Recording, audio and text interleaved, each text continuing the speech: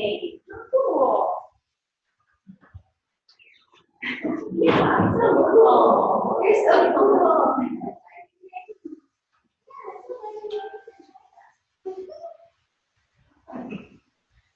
Okay, so we'll go ahead and get started. If you guys have any questions as we go along, please feel free. So, do all of you know how to add a contact? That's pretty clear, how to add a contact on command. Yes? Okay, perfect. Check. So is it more opportunities that we need to look at? Does everyone know how to create an opportunity? Or do I need to create an opportunity and kind of walk through it? Or an opportunity is creating a transaction. So if you met someone and they said, I'm looking to buy in the next 6 months, or someone said, I'm wanting to list my house on the market right now, or if you have a buyer you're working with, does everybody know how to start that process? No? Okay, thank you. Give me all the feedback, because I don't know, seen all of you guys here multiple times. Sure. Okay, so opportunity. So opportunity is on the left-hand side with the hands holding over here. And disclaimer, when I logged in a little bit ago, it said we're doing some remodeling and your features will be currency, so we'll see what I can get around today. So this is your opportunities homepage. This is your sales pipeline for everything that is listings and that is buyers. What is not showing right now is over on the right-hand side. Some of you may know that potential income is your total income if all of your opportunities that you have entered closes. So if I have 600 contracts, one that's an active listing and one that's in the appointment and one is like someone that's nurturing, if all of those transactions were to close and I had the potential income commission from it, then that would be my potential income. My probable income would be the probability that those opportunities will close, meaning that since I have majority under contract, then my probable income will be closer to my potential income versus if they were all in the nurture phase. So this is it's a great snapshot of where your clients are at in each process. So of your sales pipeline, cultivate, appointment, active, under contract, and close are different phases. So these are different phases that a client will be in the process of buying or selling. Within each of these, there are different stages. So I have clicked on the appointment under the listing, and for most of you, they have generic stages already created. So that may be showing, negotiation, scheduling, schedule, all of that. So if you go to edit stages, you're able to go up here and edit those. For most people that I have found that they just want it as generic as possible. So whenever they have an appointment for a listing, they have a checklist just for that. Or when when you have potentially an active listing, you have one long checklist. Here you have the option of breaking it down. So under the appointment phase, I could add a new stage that says scheduling. And I could then save it and put it here. And so I can adjust these to whatever I would like. Or if I just want to have one main one, I can go over here on the right-hand side and delete the stage, and I can just delete it within one. So if you're about to go on a listing appointment and you have a long checklist, you're able then to create your checklist. So if I have an opportunity that's about to go on the listing appointment, I can start creating my checklist. So every time I have an opportunity that is on a listing appointment, I know I need to hit these specific things if I'm going on that appointment. So it's a great to-do list. And I can mark it off when it's done, or I can then assign it. So if I go to my sales pipeline, and this is my opportunity, well, let me just go ahead and create one. So I'm going to create an opportunity. So the only thing that you need right now is stuff that is in the red asterisk. So your market center, Greater Springfield, is going to auto-populate. If you are on a team, then your team would pop up. It's going to ask you, is this a listing? Is this a buyer? Is this a landlord or a tenant? If you're creating an opportunity right now as it stands, you are the owner. They're working on it for if you're on a team, that way to make sure the rainmaker is always the owner. But for right now, so for your team, I would strongly suggest that you create all the opportunities. That way it's staying under your name. In your settings as well, there's sidebar. If you go to your name up here in the top right and you go to settings, there should be command settings and then there should be a permission setting. Right. I would make sure that no one on your team is able to create outside opportunities. Meaning any transactions they do, they have to run through your team. Okay. For anybody on the team, I strongly recommend that for the rainmakers. That means since Kevin has a team, if one of his buyer's agents was creating opportunity, it's always within the team.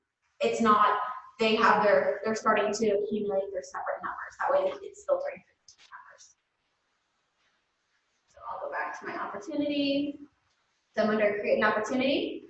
So then it's going to ask you who your client is. So how this is going to pull, it's going to pull from who you have as your contacts in your command. So to create the contact, all you need to have is just their name. You can add their phone number, email address, all that specific information later, but to create a contact within command, all you need is just their name. So if I was looking for a client, I could type in here, and here she pops down as my contact, my client, and then it defaults to their last name dash listing or buyer for the opportunity name. So what I'm asking for you guys is, since this defaults to this, I would prefer that you put the property address before that. So if you just want to label it as the property address, so 1234 Main Street, Springfield, Missouri, 6507. If you just want to label it as just the property address, that's okay. Or some people have said, oh, I want to put their last name. Sometimes a client will call, I can't remember what that property address was they purchased, but I can easily sort it that way. So whatever you like to do, but how this is going to help us is it's labeled as your opportunity name. So when we get your check, now when you sign it in, we look and not look for that property address. This is the same way that we would look for that to associate it with your check.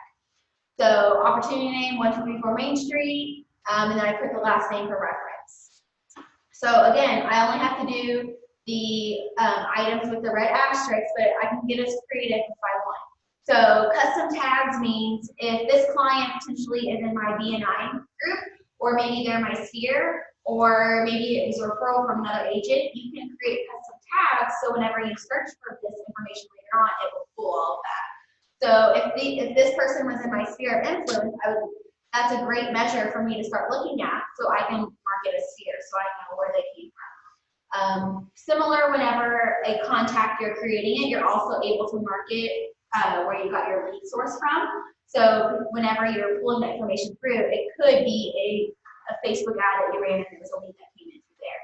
It's a way to track it. Since I'm just now creating the opportunity, I don't even know when it's going to go active or closing. I don't have to enter that information in. It's automatically going to default to 3% commission rate. And then it's going to ask you what part of the sales pipeline of the opportunity are we at. So I'm going to say that we are in the appointment phase and that we are about to go to a listing appointment. So I've created that opportunity. So right now, whenever you submit a green sheet, we put it into our system and then we convert it into a DA and we put that into your disbursement authorization. Eventually, whenever the market center side transitions over to command, they will be referenced as opportunity IDs. And this is what your opportunity ID will be to replace your DA number. So if you ever email us, here's your opportunity ID that we would reference. So 369 is our office number, and then this is the ID associated with it. Similar, if you ever needed to, you lose the opportunity because it is mutual release, you can just click lost opportunity right here, and it updates us in real time that that transaction is no longer going to happen. Super cool, less time consuming for you, and for us too.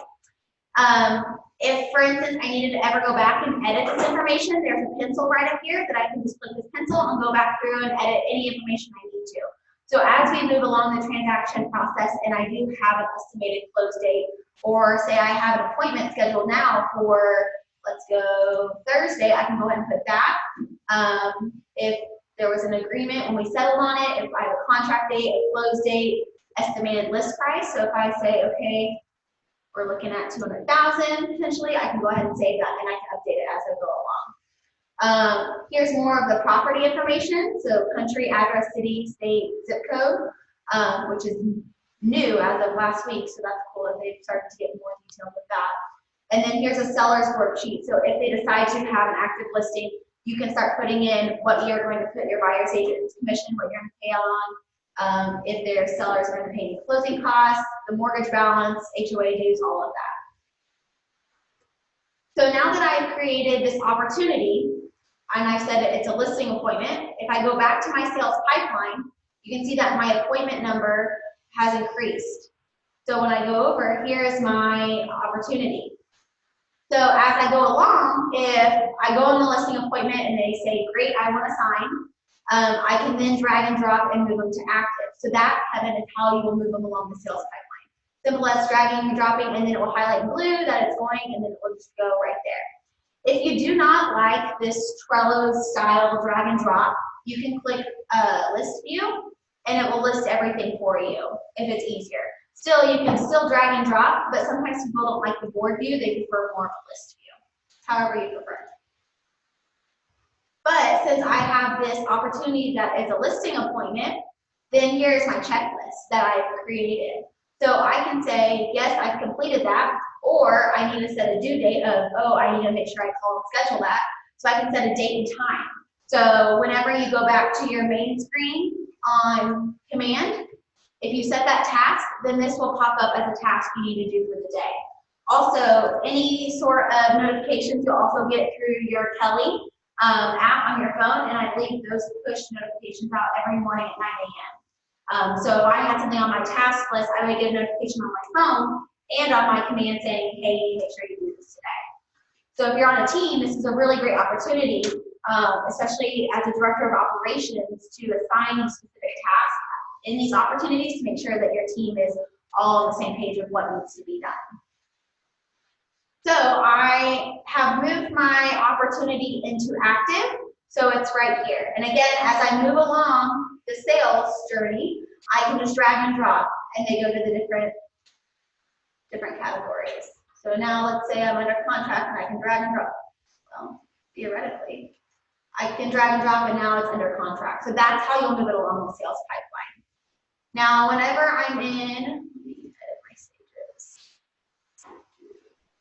So again, here are some default edit stages. So when a property is under contract, it has clear to close financing or appraisal. Some of you may just want to rename it as under contract. So it's one checklist, and it's very simple for you, and that's perfectly fine too. So if I just want this one stage, I'll go back to under contract, and all of my opportunities that are under contract are listed right here. Now, when dot loop, so right now, since the contract ended for some market centers on the 15th, they're working with those market centers to get their loops imported first. But here, probably in the next week, you will receive a banner at the top of your command. So whenever you go to opportunities, there will be this blue banner at the top of your screen, and it will say, click here to connect your account to dot loop. So what you'll do is you'll go in, you'll connect your account, you'll give it access, and it will pull over all of your active or under contract loops right now.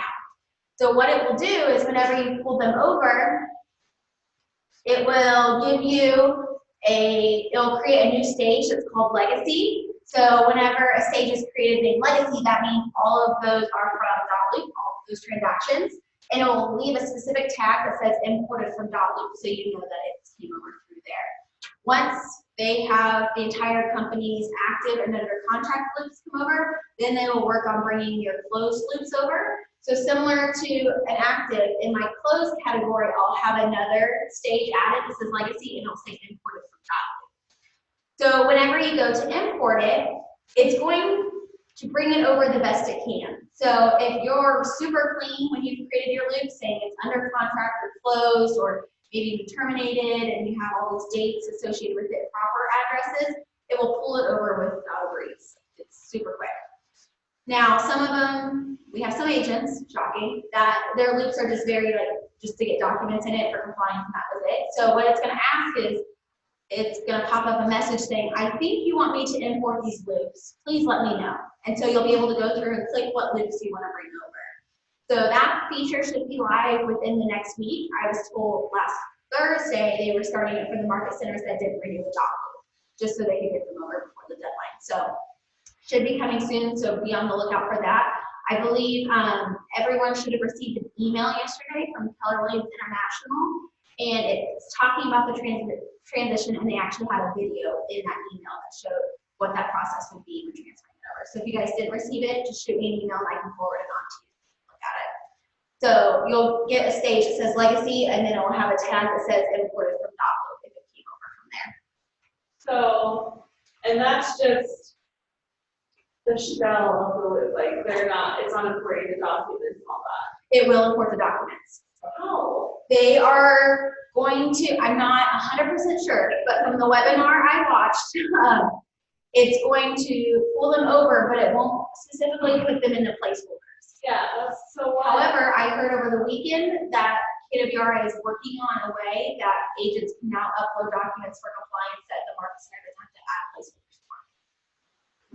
So there was a lot of, I guess, issues around that. Okay, so it may just be. So what I kind of think it's going to be is, say this loop was imported from .loop, it will either create a custom folder with all of the documents over on the left-hand side, or it potentially could maybe add another placeholder somewhere that says documents from .loop. And we may not have to place them into the placeholder. Correct. You may not have to place them in the placeholders. That would be so that happened late Thursday. We got an email at 2 saying we had to be on a webinar at 4, and that's what they explained to us. So. And is that just for these .loop transfer ones, or do you think it's a possibility that the placeholder thing might go away for good? Well, my heart hurts saying that the placeholders may go away because I spent so much time creating them. Yeah. But yeah, I saw that on the MCA page yesterday that the tech team worked all weekend on these updates for Command in the .loop transition, that you may be able to start adding docs, not specifically within the placeholders for compliance. Yeah, so can't answer that 100%, but there's new developments every day, so I'm not sure. Yeah. So yeah, so it'll be great that whenever you're able to import your loops, and you know, the ones that come across, awesome. The ones that they're having issues with reading, then I'll give you a pop-up and say, okay, are you wanting to bring these over, yes or no? Even after we close out our contract with .loop, you'll still have access to your loops. However, you know, in the back of our mind, we're like, okay, how do we know that .loop isn't going to do anything against that? And so what KWRI has done is they have dumped all of .loop loops into a server at KWRI. They have over 15 million loops that they've brought over. So if for some reason we lose access, which I'm not saying will, I don't want to freak you guys out, but if we do, we can always contact them and they can fix our documents. So it's a backup to the backup to the backup. So yeah, great question. So on my sales pipeline, once I have a listing and it goes active, then obviously I have documents that I need to upload for compliance. So here is one of my active listings. So I'm clicking on that. And up at the top, we have these different tabs. So here's a documents tab, an offers tab, commissions, notes, and a timeline. So when I click on the documents tab, this is where we'll be handling compliance out of. So what we'll do, if you connected your .loop account, you'll have a start transaction button that will then take you to DocuSign. But since we're not using DocuSign right now, it doesn't really matter, but there will be a plugin once you connect your .loop account, when that whole banner comes across, that you'll be able to click connect to .loop, and it'll take you to .loop as well. So that's really nice. But what I have done, and what Chelsea was talking about as placeholders, is I went through and created placeholders when a listing is active, when it's under contract, and when it's closed. Same way when a buyer is, you're in the consultation phase, or under contract and they're closed. I created placeholders of either required, conditionally required, or optional documents that you may need for that transaction. So on the left-hand side, I have clicked listed. So this is when a a listing is active, there's also under contract, and you'll see that will change, and then there's closed, and that will change. So this is a great checklist for you, and I've labeled each document, and below it, it says required, conditionally required, or optional. And then some of them have like details with it. So if it's conditionally required, it may be lead-based paint, and you may need that document if the house is built before 1978, information like that. So what I will do is I will be able to click add a file, and I'll have the option of manual, DocuSign, or .loop. But since I only have I don't have .loop or DocuSign connected right now, I just click drag and drop. So I'm going to pull from my download folder. Let's say here's I'll say, okay, there's my document, and I'll open it, and I'll assign it, and then there my document is added to here. So over here on the left-hand side, there's a status bar, and it says I've uploaded a document. Below these, I have not added any documents, so it says not uploaded. Whenever I'm ready to submit, then I'll click submit to the Market Center, and then it will change this to submitted. So on my side, let me show you the checklist I created. So again, these are just placeholders, and I know they're probably not perfect. So as you're going along and you say, hey, Rachel, we need to have this placeholder in this specific location, let me know and I can add it. So whenever a listing is active, you can see all of these documents. So I have MLS data input, conditionally required documents like lead-based paint. But then I also have disclosure 1, disclosure 2, disclosure 3 that are optional. So I don't know what specific disclosures you may have for a listing. It could be well and septic, it could be pool and hot tub kind of thing. There's so many disclosures that I've created blank placeholders that you're able to upload whatever specific documents you have to that. And if you don't have any disclosures, you don't have to worry about it. Same way, over here we have the signed disclosures. These disclosures are outside of the seller's disclosures. So obviously those are required, so they have a required placeholder at the top.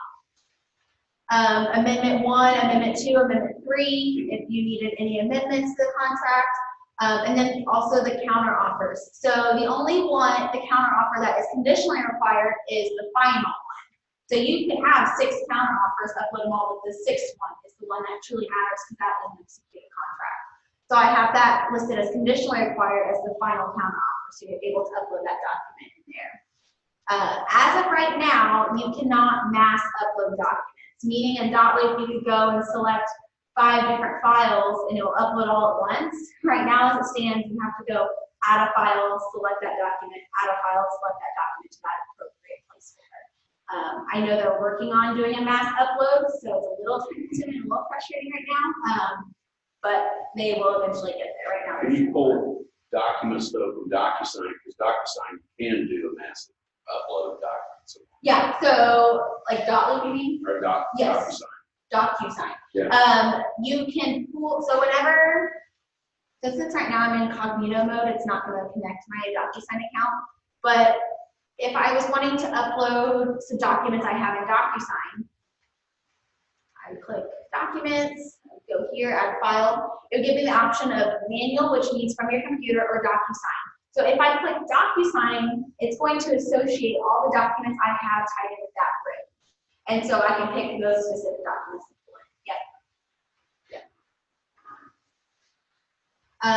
So then whenever I'm ready and I'm like, okay, great, I'm ready to submit, I just click Submit to Market Center, and I'm submitting for compliance review.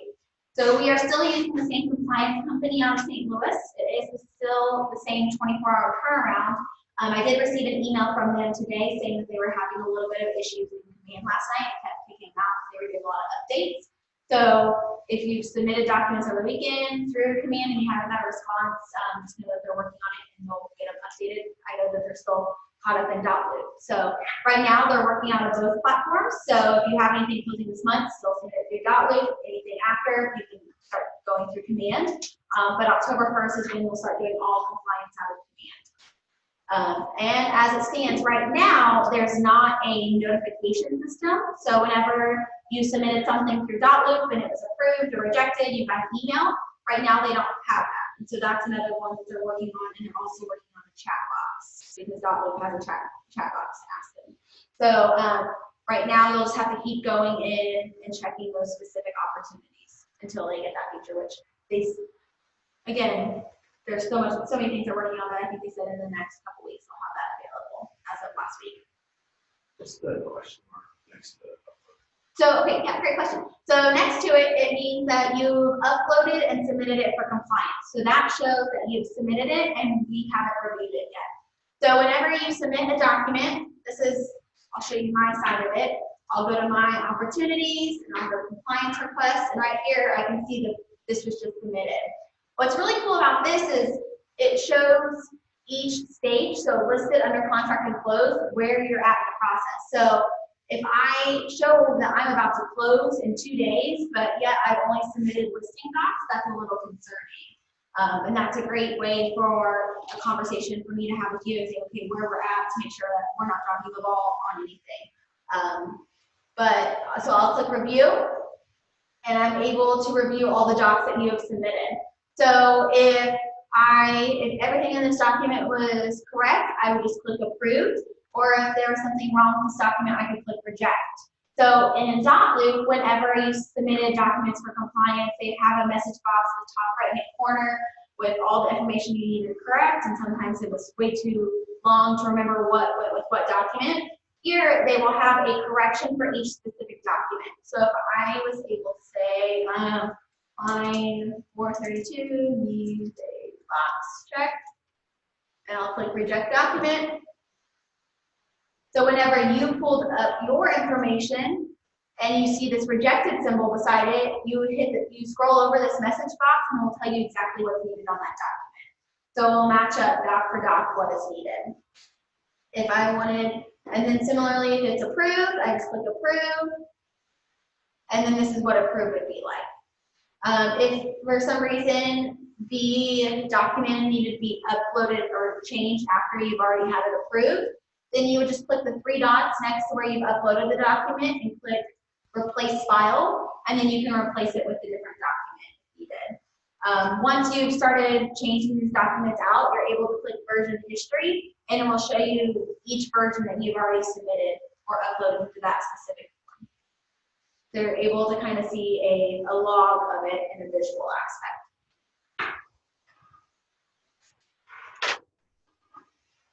So back to my opportunity. If I have this listing and it's ready to go under contract and I move it to the under contract, obviously now that I have an executed contract, I'm ready to create my green sheet. So once I have moved it to under contract, in order for me to create my green sheet, I have to show an accepted offer. So on the same opportunity, and I click documents, this is where I upload my documents, my offers, this is where I can go and enter all of my offers. Now you can get, again, as detailed with this as you want, or as simple as you want. Technically, you just need one accepted offer. But if you're in a multiple offer situation, they will actually create a comparison that you can send to your sellers and show, okay, this person offered this, and this is the terms, this person offered this, and this is the terms. So let's say we're labeling this and it's agent offer. So again, the only thing I have to fill out is the stuff in asterisks, but some of the stuff is important information you want your clients to know. So I'm going to say that they submitted an offer today and they say that they want to close by the end of the month. It's then going to ask me in asterisks who my buyer is. So I'm going to say Andy agent. And it's going to ask me, are they pre-approved or pre-qualified? So I can put that information in. And then it's going to ask who the other agent is on the transaction. So, But none of this is required. none of this is required except for you at least have to enter one. You have to at least enter the offer you accepted. But if you want to create a comparison, you can enter all the offers in. And eventually the reason why they're wanting to get this is through artificial intelligence, and eventually by the end of next year, it's going to be able to read the contracts and pull that information. It's going to say, we have seen similar offers, multiple offer situations in this. If you are offering this, this is what would more likely make your contract be accepted. So you can put in what the terms are, if it's all cash or finance. So we'll say all of it is financed amount. If there's any earnest money, seller's costs, again, you don't have to put anything. If you think there's any pros or cons in the summary, I hit save. So if I am only wanting to put one offer in just so I can keep moving along, all I have to do is click accept. Once I click accept, my commissions tab will be ungraded. That is what your green sheet will be. This will not be live for a couple more months, so we'll still be operating green sheet the old way. So since we renewed the dot loop, it's great because you can still do it through dot loop, but if you don't use dot loop, or if you're choosing not to, you can go through mykw.kw.com and go to the green sheet portal that way in the back end. But say I wanted to do an offer comparison, and I could say agent offer 2. Creating the offer, we'll say that they're not wanting to close until October.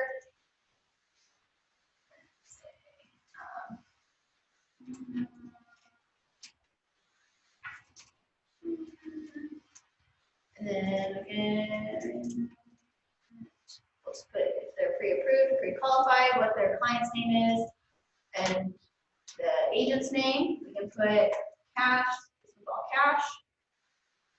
So is it just the names and the amount?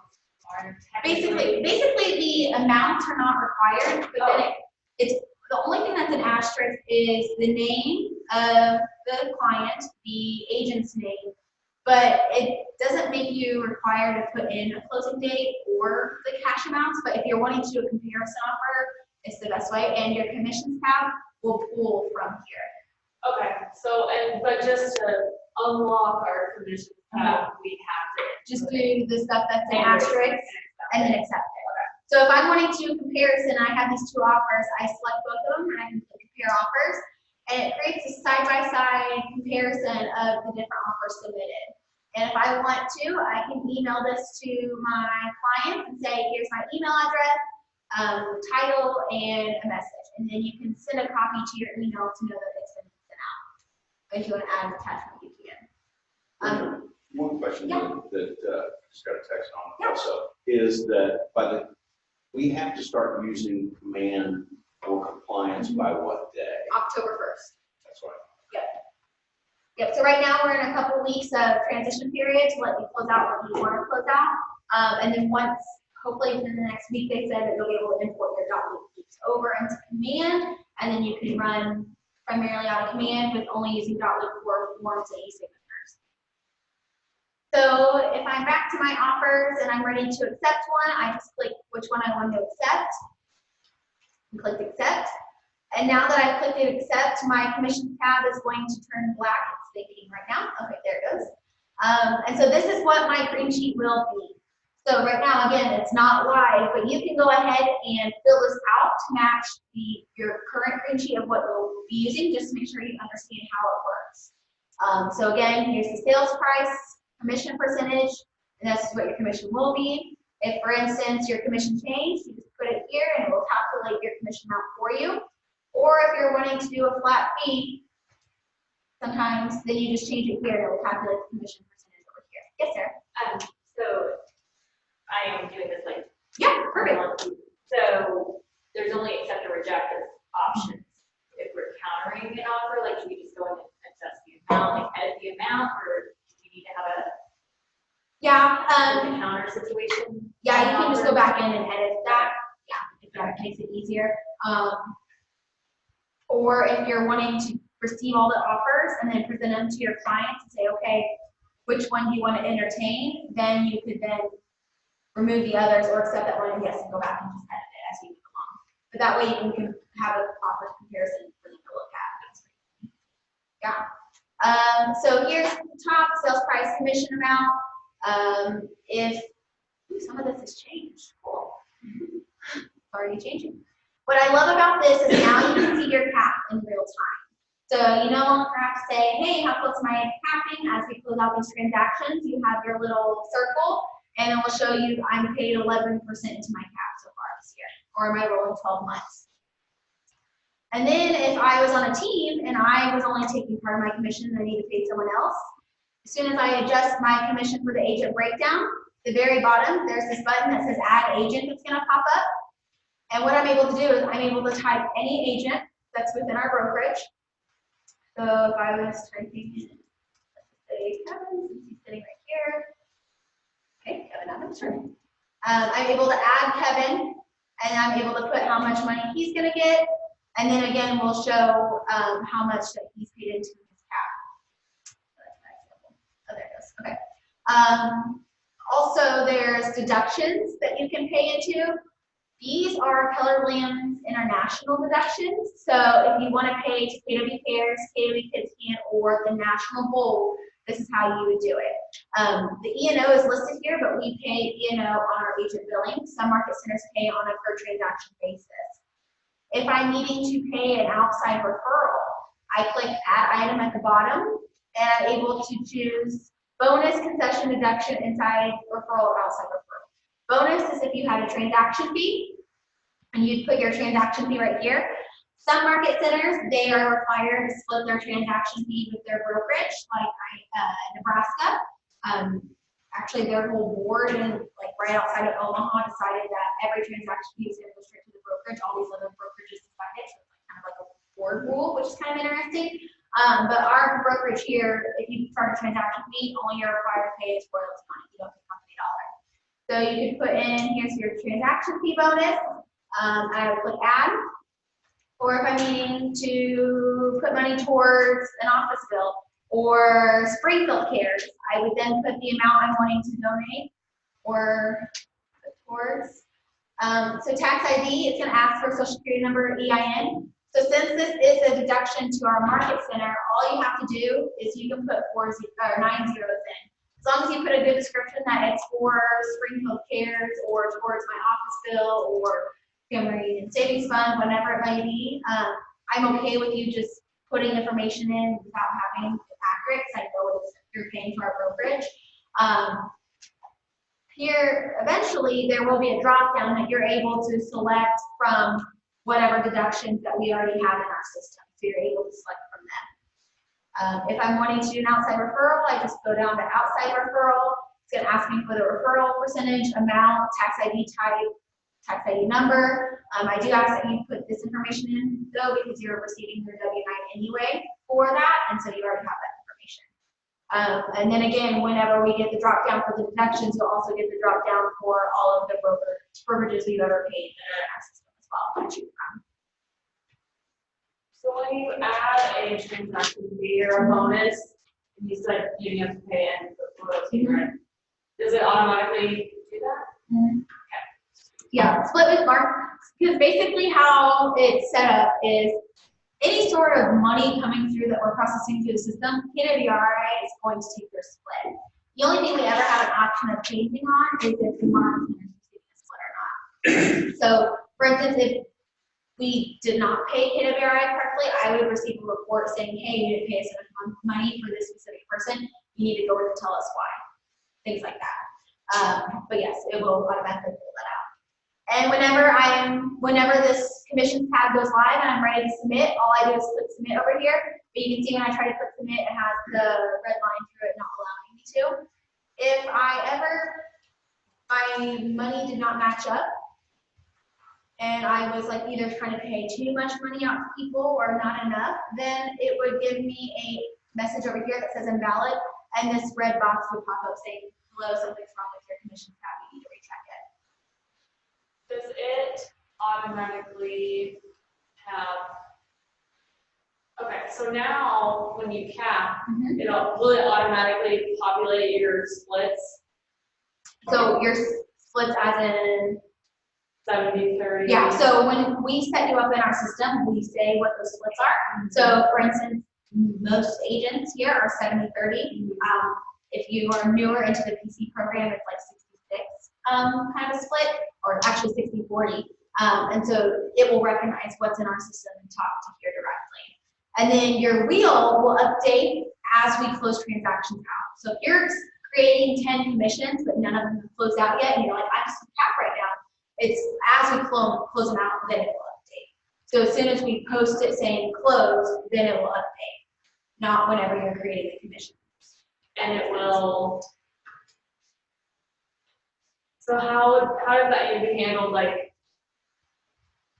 when you're not capped yet, let's say you close like 5, but you didn't fill out those green sheets as cap, It will automatically, kind of like, so we don't have to. correct, you don't have to worry about Okay. adjusting any of these splits. In fact, it doesn't really let you do it. It just kind of shows you what they are. But as we do it, our system, kind of like when we close Mountain Out, it will detect, oh, you've capped now. So Okay. now you're active. That's Yep. nice. Oh, and then do you know yet, you may not, as far as editing, like, price changes, obviously your commission will change, is this editable? Yeah, And then so resubmit? you'll never have to now go back and revise screen sheets. What you'll do is you'll be able to go back through and edit this and then just resubmit it. That's nice. Yeah. So you won't have to go back to .lib, add text boxes over and do all of that. One less step. Yeah. So yeah, so that's kind of an overview of the documents and commissions with your offers within the opportunity. And then back to your sales pipeline, as you have closings coming up this month, at the very bottom of the screen, it will tell you what's closing. And then after I've obviously closed deals, it will say at the bottom of what you've closed. But this is a great snapshot of what's about to come up, so you don't have to have your whiteboards if you don't want more. Whenever, so we have that live cap wheel that we can see, is that something that updates on your guys' end when you cut checks, or is that something that updates when we drag it into the close box? It will update when we close checks. So kind of like when you move something under contract, you're technically not able to create that green sheet or commissions yet because you haven't accepted an offer. Even if you move something to close, it's not going to update it until we have brought it into our system and it then says, okay, this transaction's closed. So even if we haven't put our opportunity into the close section, our wheel will still be. Correct. Okay. Yeah. Obviously, you'll want to move it, and you'll probably move it to close before we technically close it out. Because you may say, okay, it's closing today, moved over here. But then when we close it out, it will show that. Yeah, great question. What other questions do you guys have? On your screen, it says start. Yeah, is yours doesn't? I've seen some talk lately that they're having issues with that showing up, because last week when we had the class, mine wasn't showing up either. Yeah. Also, recommendation, use Google Chrome. If you use Internet Explorer, Safari, you will have a lot of headaches. If you're using Google Chrome and you're still having headaches, try incognito mode on Google Chrome, which means it's like a hidden browser, so it won't track your history or your cookies. So if you click the three dots at the top right-hand corner and you click new incognito window, it will pop up that way. I guess, what is the start? So start transaction, when you click on it, it's going to take you to DocuSign. And in DocuSign, once it's live, we'll start referring to them as rooms and not loops. And so you will create a room, which will be a loop that you'll get your forms for signatures. And then you'll be able to, when you click add a file, pull from that specific room associated with that opportunity to pull those completed files in and give signatures for them. Yeah. Oh, so it's gonna be the same thing as they're allowing us to do follow. Yes. Yes. Well, that's better. Yeah. It's going to be the same way. We just don't have the forms in there yet, so it's really hard to go through and explain like what it's going to do over DocuSign as a whole. But I've been watching some videos on DocuSign, and I think probably starting next month, we'll start having classes on DocuSign just alone in itself. But it's different than .loop, but it is change. So change is not always fun. Yeah, and so then if you have any rental properties, you're able to track them through this way as well for you. And then you have kind of a activity log of how your transactions, and obviously you can tell the last couple months I've really taken off with all my opportunities. I need to go back and delete them because it's showing all my numbers as being awesome. But yeah, what I love about this is now we're able to see in real time where all of our agents are at in the transaction process. So it gives the Market Center a better understanding as a whole of what true numbers we can project. Because right now, we have no idea what transactions are going on until someone creates a green sheet. And then that kind of helps us project, okay, where are we looking at for profit share this month? Where are we looking at for profit share next month? And so we're never able to see anything until someone creates a sheet. We have no idea what loops you're creating. So it allows us to get more control. It allows Keller Williams to get more information that will help Keller Williams as a whole have a higher competitive advantage over other brokers. And if you answer this while I was outside, No, just go ahead. ignore me and I'll ask you later. So I think what I'm trying to picture in my mind is what, like, it's very easy to see when you go into your loop if it's approved. Like, what is that gonna look like? And, like, how, where's the signal to look at that? So, right, so you'll have approved over here, but once your documents or say this whole folder is approved, it will say right here approved, Oh, okay. or submitted, or rejected. But right now, there's not that message box or notification, so you'll have to go back and check each opportunity right now, which is a little time consuming, but it will say over here on the right-hand side, the status of each of them, where you're at.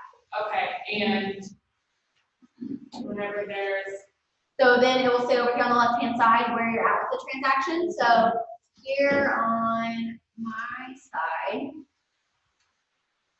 this is what the different meetings are. So they're submitted with the little I, resubmitted with the I. If it's changed, we'll get a notification.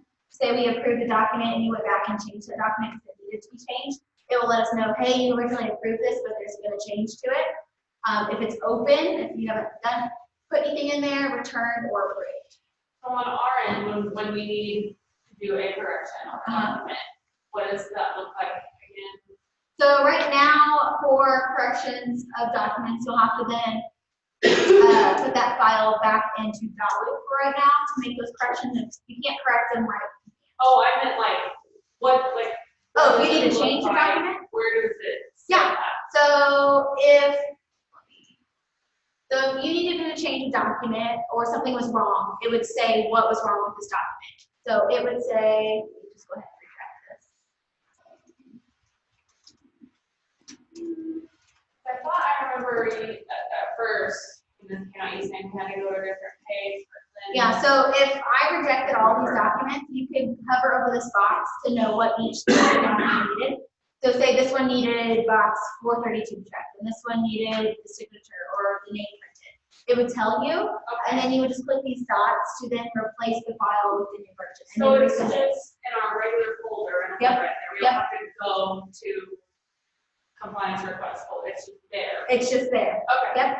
And then for these, so right here you can see that we're in the submitted, so it's not approved. But then under these placeholders for listed under contract closed, you're only able to add documents right now into these current placeholders that I've created. But if you're on a team and you have other documents, or if you're somebody that likes to save any sort of communication from your clients, you can create custom folders right here below. So for instance, I created a folder called team documents, so I could upload any other documents I wanted to save in regards to that transaction. So some agents I know download all of their email communication in the PDF and upload it, so they have a record of that communication. Or it could be if you had your own cover sheets, or sometimes other agents have other documents they have the client sign that are client or team specific, then you could upload those there, but they're not uploaded in the listed under contract or closed because they're not compliance related documents.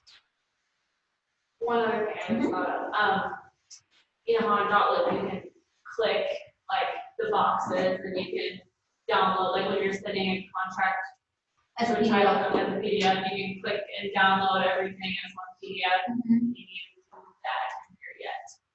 Not in Command you can't, but in DocuSign or Dotloop, that's where you would do it. Okay. You could, if you're in DocuSign, you could click all the documents and download the PDF there. Okay. I see it integrating into Command soon, but I haven't heard anything about that. But I know you can in DocuSign. And in DocuSign, there is a document splitter, which at first we were told there isn't, so there's one there. In DocuSign, you only need one email address whenever you're sending over files. So in Dotloop, sometimes if you're dealing with a couple and they only use one email address, and gotta go through and create another email address just so both get signed. in DocuSign, what you'll do is you'll send it to the same email address, but I would assign husband a code of 112 and wife a code of 113. So you would then text them and say, hey, I'm sending over an envelope of documents through DocuSign. This is your code to log in. So I would get an email and say, okay, enter your code. If I entered my specific code, then it would take me through all the documents that I needed to sign that was assigned to me. And then the husband would then go in and put their code in, and it would take him through all those documents. So super cool. But whenever you're assigning the code, sometimes there's a little message box saying add a message here. Don't put the codes there because you have to put the code in before you get the message. So it may be a message of like, this is what the document is or why I'm needing you to sign it. That makes sense. As far as adding custom documents, Uh-huh. is there a way to do it to all of your loops that are going to open up? Because it's just letting me do it for each individual. Yeah, right now I haven't seen it where it's more of an overall folder, but I have seen that. So another great point, let me go to a new window. If you go to ideas.kw.com, you're able to see all of the ideas that agents are currently submitting for KWRI. So what that means is, make sure I'm sharing the right screen so people. So right here is ideas.kw.com. And what this is a site for any of our agents to go in and submit an idea of what they want our tech team to do. So over here on the right-hand side, you can see that these are the different categories. So if I was in opportunities, there's 392 ideas submitted in regards to opportunities. So what happens is there's someone's sole job at KWRI to print off the top voted item in each of these categories, take it to the tech team and say, okay, here's your one thing, this is what the agency wants us to implement today. And so what I do is I go on there every day, if not every other day, and I go through and I vote on my specific ones I want to see get pushed through. So for instance, there's MCA search address. So right now we're not able to search the opportunities via the address, which is crazy. So I voted on it and it's almost at the very top.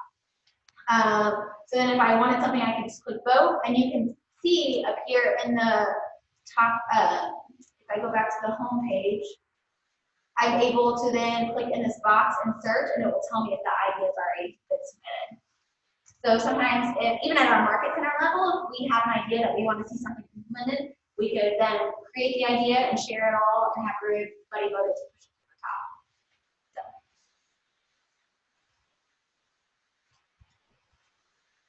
Well, other questions? No, in DocuSign, if there is a way, just like Dotloop, that you can share someone into your loop, add someone to the team. So right now, there's not where you can pull someone in, because that was a question that brought up to me. For instance, if you're sharing with the title company or things like that. As of right now, you're able to email it to them, but you're not able to bring them into a room. Yeah, right. Is it going to be integrated with Kelly app to where we can do a lot of the same stuff? Yeah, thanks. Thanks for bringing that up. I don't know why I was thinking about that. Okay, so how this works is your Kelly app talks to command, and then when the new consumer app goes live, it talks to the consumer app. So it's basically like a triangle of information we can talk to. So if I was meeting Ryan for the first time and I wanted to grab his contact information, I could open my Kelly app and type add a new contact, put Ryan in, and he will automatically go into my contacts there. That's really cool. If, for instance, I added Ryan to my Kelly and I never had the opportunity to add him in my iPhone contact, if he called me, it would still pop up with your name because it recognizes that. Or if I'm calling or texting you out of the Kelly app, it will log all of that communication and that log into the contact into your command. So that's really cool. But whenever you go to your Kelly app, at the very bottom, there's a command, and you're able to open up your command through your app too. And then as you've imported loops into Dotloop, if you do not have their contact information in, Dotloop will go ahead and create the contact for you. That's super helpful. Or if you already had that contact in, when those loops got imported in, it would just add that additional information over to their contact. So, like, one thing I think is helpful, like when we get our DAs, Yeah, you know, edit, sign, or whatever, are we able to do all that? Well, send that back to you guys. I don't know how that's going to work. We're trying to work it out on what our operation's going to look like now. For instance, if you're double siding a transaction, you would create an opportunity for the list and an opportunity for the buy. Therefore, you would have two green sheets potentially when the commissions tabs go live, which therefore may mean that we have to cut two checks. I'm not really sure how that looks yet. I'm not really happy about that. But I don't know how we're going to then make you sign. Or like an initial, like, you know, say, you've got something at the top company. Yeah. And you say, hey, I need to initial this right down, this is to your rate. Here's Yeah, well, there is a DocuSign app, so similar to Dotloop. So whenever you create that room for that specific transaction, you can open up that room and send for signatures that way, if you're needing to. So once we go live with DocuSign, I would recommend downloading the app, and it would sync, because whatever email address you connected that account to, you have to log into that. That's what I recommend. Yeah. But no, thank you for bringing up Kelly. That's great. What other questions do you guys have? How does everybody feel about this? What are your thoughts? I know it's a little rocky, but I think it's really going to help, but I'd love to hear your feedback. I think this is my third class, and I met with you, so maybe my fourth time. Like, I mean, I feel better every time. Yeah. Okay. Like, especially, and after today, like, it just, the more classes you take, for me so far, it's been the first one I was like, oh crap. But now it makes more sense in my head and what things look like and where to click and all of that. I think a lot of things are actually going to end up being easier once we get used to it. Mm-hmm. It's just different. It is. I'd recommend, like, once we actually get to that point, to say, okay, put one property room. Yeah. Address and work from top to bottom on that, because right now it's superficial. Yeah. So if you have any transactions right now, you can go ahead and start putting them in there. So I totally recommend that. And if it's something that you start doing and then you have questions, then you can just email me or we can meet. Because I met with a couple of agents already that have all of their transactions in there. And then once they have them in there, then I help, they log into their command and I help walk them through it. So if that's something that any of you are interested in, then just let me know, especially for our team. That's what I've been doing, just so everyone on the team kind of feels good as well. So yeah, go ahead and put them in. As many as you have, even if it's somebody that says, hey, I'm looking to buy in the next 6 months, you'll put them in this cultivate stage. And basically what this means to me whenever you put them in their cultivate stage is that is your follow-up list. That's your call list every day that you're checking into and seeing where they're at. Then you can update it and you can advance them through the stages if that's even something where they're looking at going. But that's huge for me as saying, okay, this is my watch list. They could either turn, because sometimes when they say, oh, I'm looking to buy in the next 6 months, and that's like 2 months or whenever, you never know. So, yeah. Hey, Rachel, Yeah. is there a place that we can rewatch this recording in? Yeah, so what I'm going to do is I'm going to download this and I will save it to my YouTube page. So follow me on YouTube. But yeah, sorry, shameless plug. But I'll put it up there for everyone to look at. Right now, I think I already have like 7 videos uploaded. So any classes I've already taught, they're all right there. So if you just go to YouTube and type Rachel Lusk, it will pop up all those videos. But yeah, I'll put it in there for sure. Okay, thank you. You're welcome. I didn't know they could do that. Yeah, it's a Zoom call. And so, Jason, you kind of scared me there for a little bit. I forgot that we had a Zoom call going on. I was trying to see who was talking to me. Oh, I got a little crazy right there for a second. Yeah. Wow. Does anybody have any other questions? I just got the KW app, but Cool. so I haven't really used it. What would you say is like the most important value? Like, what's a couple of best reasons why we use on that app? The Keller Williams app where it has all the homes listed for sale? Yeah. So within the next, I don't know, it got pushed back a couple months, but by the end of the year, this app is going to transform into something bigger. So they were ready to release it in June. They sent it to Google and they said, hey, Google, break our app, tell us what's wrong with it. What it's going to do is it's going to transform to where my app that shows me all the houses that are available are customized to what I'm specifically looking for versus maybe what Kevin's looking for. So if Kevin's looking for more land and he goes in and kind of sets his preferences, all the homes that hit the MLS will pull and say, hey, kind of like Netflix. After you watch the show, it says this is 99% of what you would like, or 96 or 50%. That's kind of what it's going to do for homes. So if I'm looking for something that's more open concept, white cabinet, then it's going to show me all the homes with the MLS pictures that have open concept and white cabinets. Or if Kevin's looking for a lot of land, it will show all of the properties that have a lot of land that's available to them. So right now, before this app makes the transition, because everything that they've been saying is once this app comes out, it's going to be game over. So what I recommend doing is I recommend sharing your app to anybody you know. So you can email it out, you can text it out, you can share it at your open houses and just say, hey, download my app. Because right now they're able to go through and look at all the different houses that are maybe open houses or houses that are available. If they download the app and create a profile, if they ever like an app or like a house or request more information, you will get a notification saying, hey, so-and-so is interested, and that's a great follow-up piece for them. But you're able to then eventually, once this app comes out, it will kind of create like a Pinterest board of what you're kind of looking for.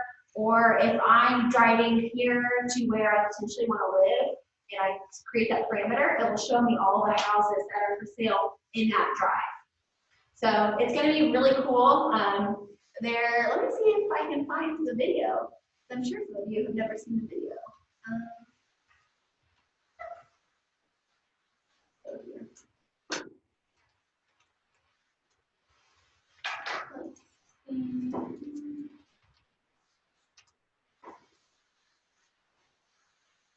So this is what our this one maybe. Okay, let me turn up the volume.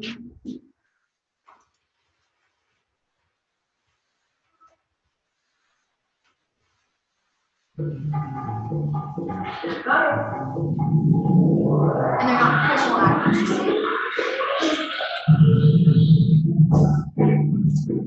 We need approval, that's really budget. So this is them talking in their KW consumer app that you then get a notification on your Kelly app. That is a timeline you can walk through.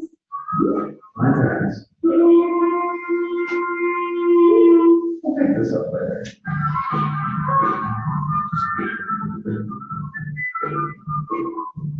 So you're able to add it to your favorites, kind of like a Pinterest. Nice.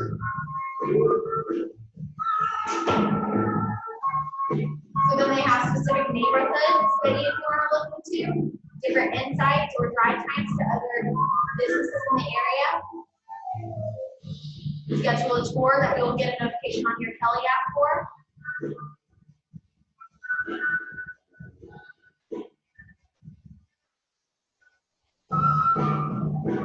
They'll get real-time notifications when their offer is accepted. It's crazy. Wow, how about that pool? So then after the contract ends, then you're able to continue the relationship or kind of like being the Angie of Angie's List and staying top of mind if they're ever looking for someone else, they're able to communicate that way. And then it provides a checklist for them of where you're at in the transaction. I don't know, let's see if it has the other one. So this is the one they released to us in February.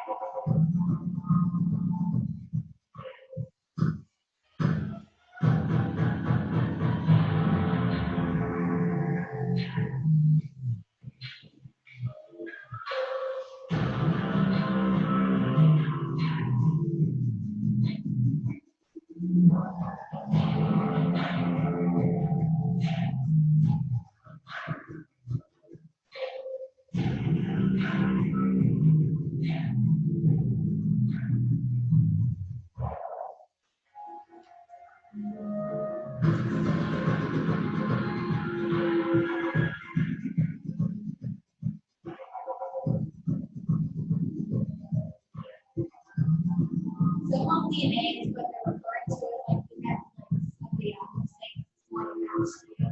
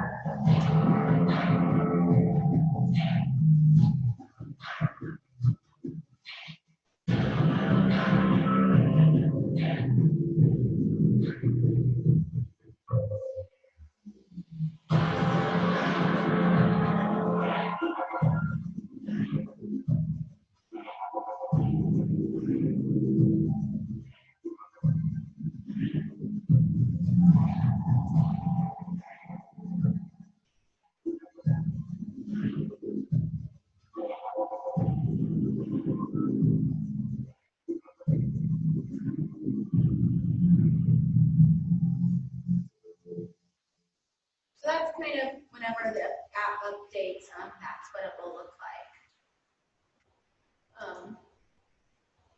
But for right now, if the big things are getting your contacts added in command, putting your opportunities in there, and really understanding what that process is going to be so that doesn't slow your business down at all. We have new agent websites coming out at the beginning of the month. There's a lot of cool things that are happening, but we just want to make sure that you're able to run your business. So moving forward. Yes, sir. Just a quick question. So Diane and Julie creating my clients right now, like Yeah. putting them in opportunities and in dot loop, when those, am I gonna Cool. like double? I think it will match them. If I'm understanding, it will recognize what ones you've already had created. But if not, then you're able to go through and archive whatever ones you don't. Yep, you're able to change those. Ryan, you have a question? You're kind of looking like you're thinking about having No, one. I noticed, I was going to throw up that there's a big app. Yeah. Yeah, so that's in your home screen and it's where did it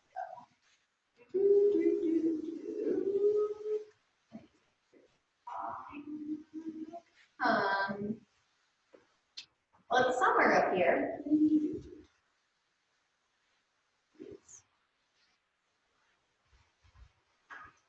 Maybe I think it's in settings, maybe. Oh.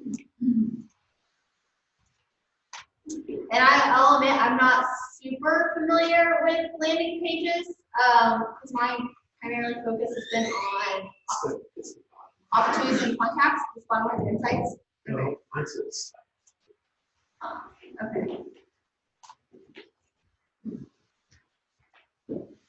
I'll have to look at that.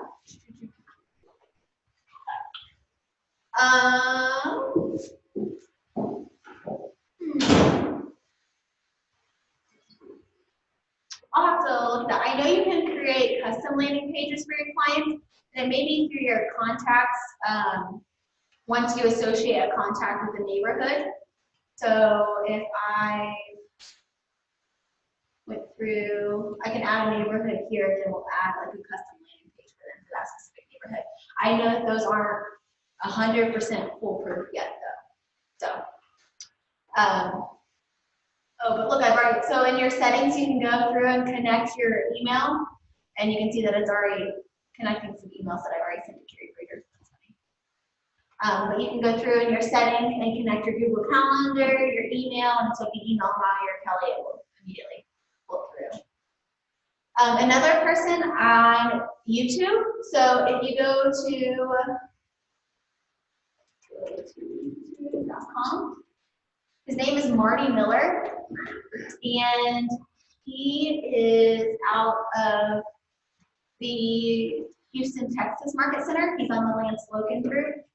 He shoots videos almost once a day. That is simple how-to steps within Command. So I like to subscribe to him because every time he uploads something, I get a notification for it, and that's some of the videos that I've already shared with him. He's already done. So he did a Command 66-day challenge, and so you can see all of his videos that he's uploaded on sharing contacts within a team, adding your clients to a birthday smart plan, all of the different texts. So I would totally recommend subscribing to him so you get notifications when he uploads anything. Okay, does anyone have any other questions, thoughts, comments? I won't keep you the whole 2 hours. I just want to make sure that you guys get your questions answered.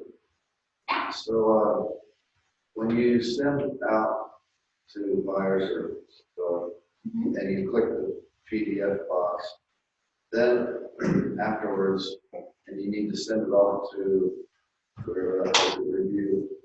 Somebody said you can have it on PDF on this site, so the best way to fix that is to go open that document and then just put it in the text box, leave it blank, that changes that. Is that the best way to do it? Because it's not allowing you to submit to compliance because you've downloaded it as a PDF?